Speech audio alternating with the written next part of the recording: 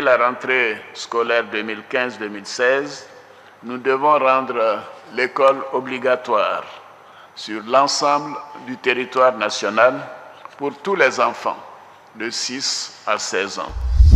C'est dans ce discours que le président de la République a annoncé que l'école serait désormais obligatoire en Côte d'Ivoire et ce, dès la rentrée 2015. Le ministère de l'Éducation nationale en a fait son cheval de bataille.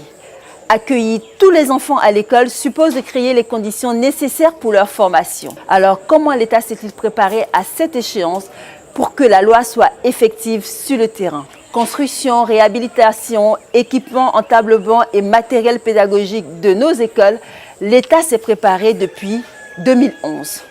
L'école est désormais une destination obligatoire pour tous les enfants de Côte d'Ivoire en âge de fréquenter un établissement. Cette mesure, qui vise entre autres à bannir de notre pays le phénomène d'analphabétisme, est loin de se présenter comme un cheveu sur la soupe. Les efforts ont été engagés depuis 2011 et que réellement cela relève d'une planification assez clairement entreprise. Le premier défi de la Côte d'Ivoire dans l'option de cette voie ambitieuse est incontestablement la mise en place des infrastructures adéquates pour accueillir les nombreux enfants qui frappent à la porte de l'école. Avant que la loi ne soit votée à l'Assemblée, l'État a fait construire 12 753 nouvelles salles de classe au préscolaire et au primaire. De nombreux efforts ont été consentis à travers la réhabilitation des structures. On va dire que le PPU a beaucoup participé, de la même manière que nos partenaires habituels, que sont la Banque mondiale à travers le PUAEB, que sont UNICEF et la BAD dans les projets d'appui institutionnel multisectoriel à la sortie des crises, qui ont permis de réhabiliter un grand nombre de nos établissements. Et aujourd'hui, tout cela a contribué à mettre en place une dynamique qui ne peut que conduire à l'école obligatoire. Pour cette rentrée scolaire 2015-2016, on note 608 995 nouveaux inscrits au CP1 contre 432 480 inscrits l'année dernière. Ce qui montre bien que l'initiative présidentielle d'instaurer l'école obligatoire a eu une meilleure prise auprès des populations. Nos maris planteurs ont débuté la construction de l'école et par la grâce de Dieu, l'État est venu à notre secours en nous offrant de beaux bâtiments. Sinon, auparavant, en plus des difficultés à se procurer les fournitures, il fallait couper du bois, du bambou de Chine pour construire les salles de classe. Aujourd'hui, nous sommes heureux et nous disons merci au gouvernement. On a constaté qu'au niveau de notre école, il y a un engouement. L'an passé, on avait un effectif de 500 élèves. Mais cette année, avec l'école obligatoire, nous avons un effectif de plus de 700 élèves. Et ces populations n'hésitent pas à s'investir pleinement, à accompagner les partenaires bienfaiteurs qui ont toujours cru à la pratique de l'approche communautaire. C'est le cas du programme d'urgence d'appui à l'éducation de base, PUAEB. C'est une délégation de maîtrise d'ouvrage qui responsabilise les communautés et qui leur permettent d'être proches de l'école, qui leur permettent également de prendre en charge toutes les questions liées à la maintenance de l'école et de participer tout simplement à la vie de l'école. Ça a l'avantage également de pouvoir créer une dynamique communautaire autour de l'école, d'intensifier également tout un certain nombre d'activités économiques également autour de l'école. Nous avons fait une équipe de travail. On a débrayé les lieux bien propres. On les a aidés à faire la fondation. On les a aidés à envoyer de l'eau pour la construction. À chaque matin, nous sommes sur le lieu pour voir comment le travail fonctionne. La floraison des salles de classe, presque dans toutes les régions de Côte d'Ivoire, pour la mise en œuvre de l'école obligatoire, pose inévitablement la problématique de l'équipement. Équipement en matériel didactique et de bureau. Quand on construit une salle de classe primaire, elle ne peut être fonctionnelle que s'il y a un certain nombre d'équipements dans cette classe. Au niveau du primaire, vous avez d'abord le mobilier dans les salles de classe. Donc on a les tables-bancs. Ensuite, on a aussi des mobiliers pour le personnel d'encadrement, le directeur. Au niveau du secondaire, c'est pareil. Vous avez aussi des mobiliers pour équiper les salles de classe. À côté donc des mobiliers constitués donc des tables-bancs et de bureaux, vous avez du matériel informatique, vous avez du matériel bureautique, c'est-à-dire tout ce qui est ordinateur, tout ce qui est photocopieur, et vous avez du matériel pédagogique scientifique pour équiper les laboratoires. C'est pareil au niveau des internats. Le problème de table-banc est une préoccupation réelle sur le terrain, malgré les nombreux efforts consentis par le gouvernement. Une solution est tout de même envisagée. Ayant constaté d'abord le problème d'approvisionnement en bois de qualité, nous avons pensé qu'il faut corriger donc cette situation en faisant appel à des tables-bancs semi-métalliques. Donc les 275 000 tables-bancs qui sont en cours donc, de livraison dans nos établissements sont des tables-bancs semi-métalliques. Les besoins des populations en ce qui concerne l'école obligatoire sont énormes, surtout en matière d'infrastructure. Mais quand on sait que c'est un processus qui court jusqu'en 2025, il y a quand même des raisons d'espérer. Ce sont des défis qui ne nous font pas du tout peur, puisqu'il nous faut créer des solutions en cheminant devant les obstacles. C'est ce qu'on appelle, je crois, la vie. Les CAFOP ont été réformés depuis 2013. Nous sommes avec Mme Tagro, la directrice du CAFOP de Bassam. Bonjour Mme Tagro. Bonjour Madame. Qu'est-ce qui a changé dans la formation des maîtres? Est-ce plus qualitatif?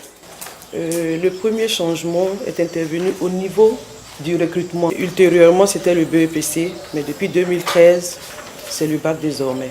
Comment a évolué vos effectifs? Est-ce qu'il y a eu plus d'élèves cette année? Avant 2011, nous étions à 160, mais nous sommes allés à 360 et quelques, à 400, et cette année nous sommes à 600.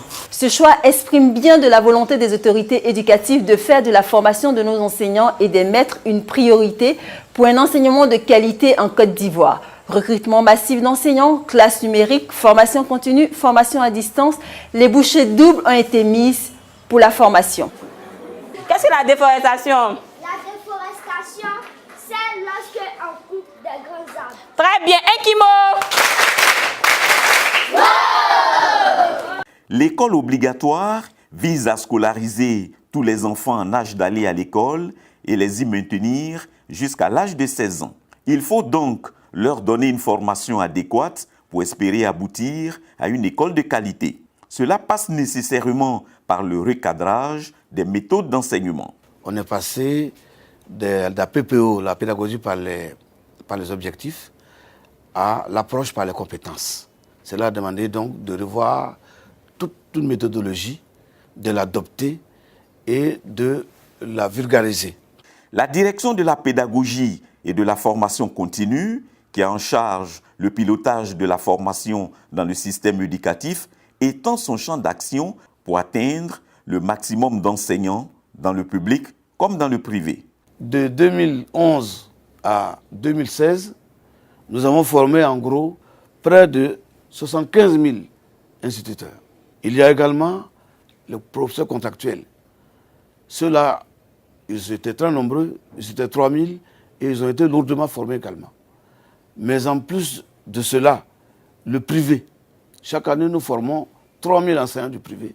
Nous en sommes à 12 000 enseignants du privé. Cette année, nous voulons même aller au-delà des 3 000 qu'on forme au privé. Nous devons atteindre le chiffre de 5 000 cette année.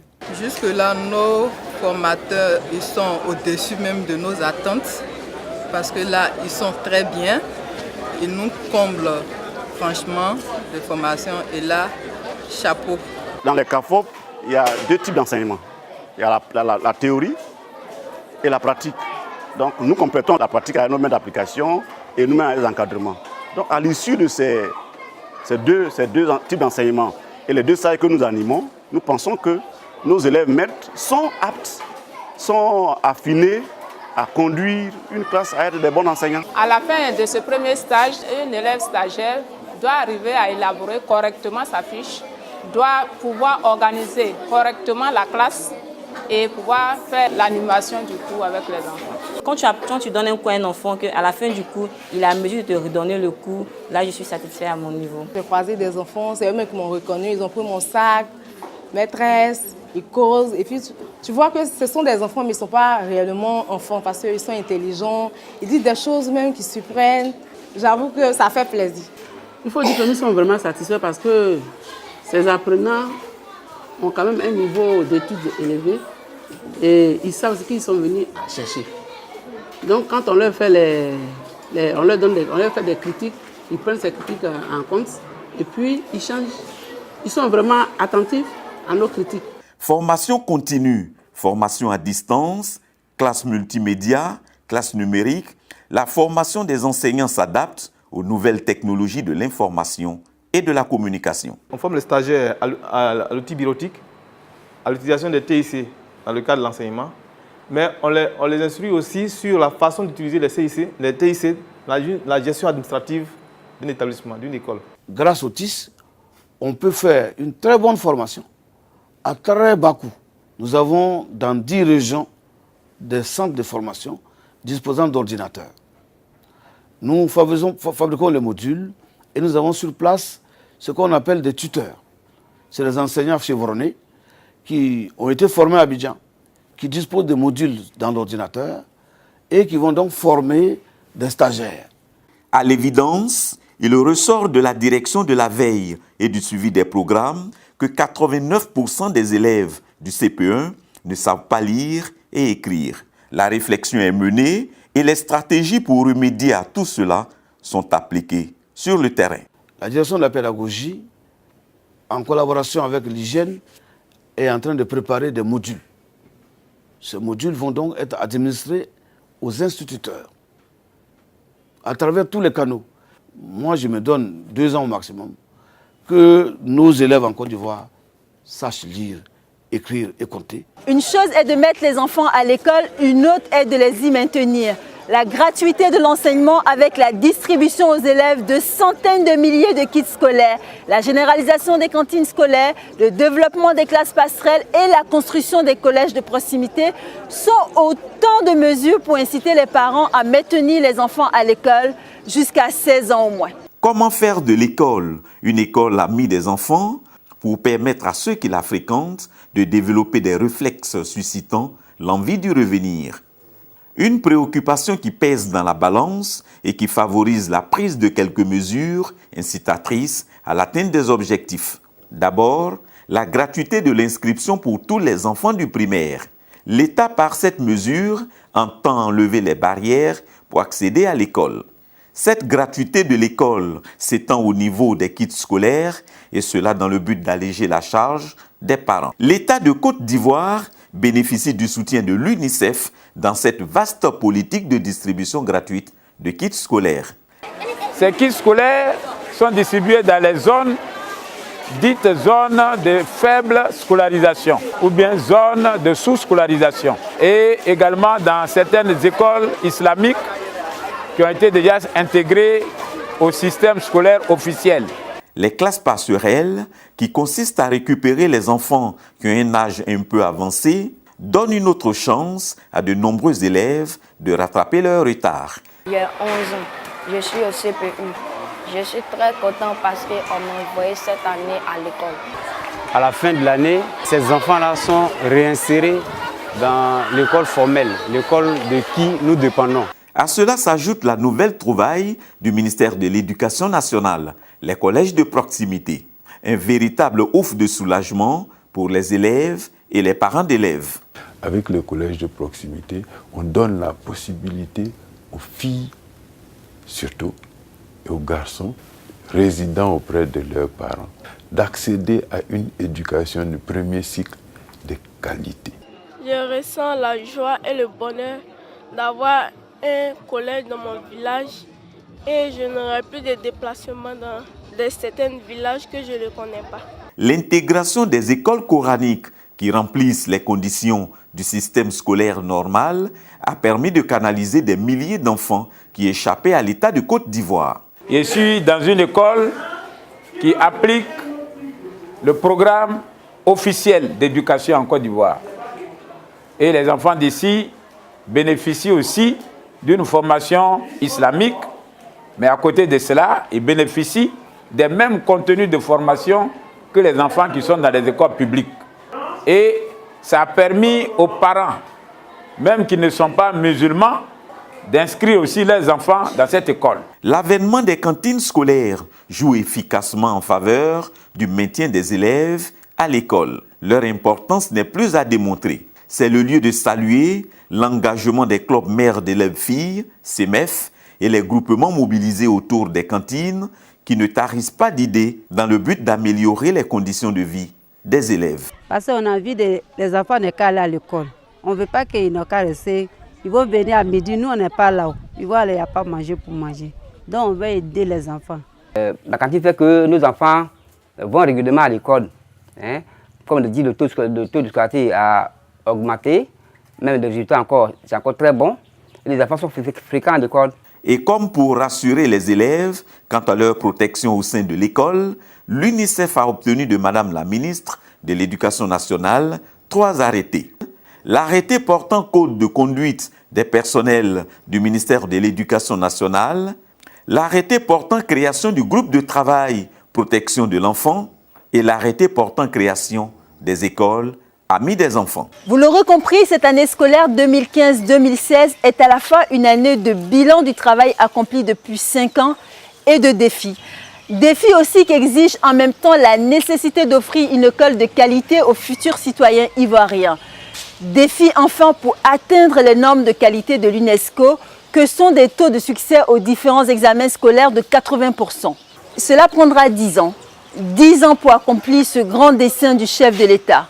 Les efforts à fournir, tous les acteurs du système éducatif ivoirien y sont prêts.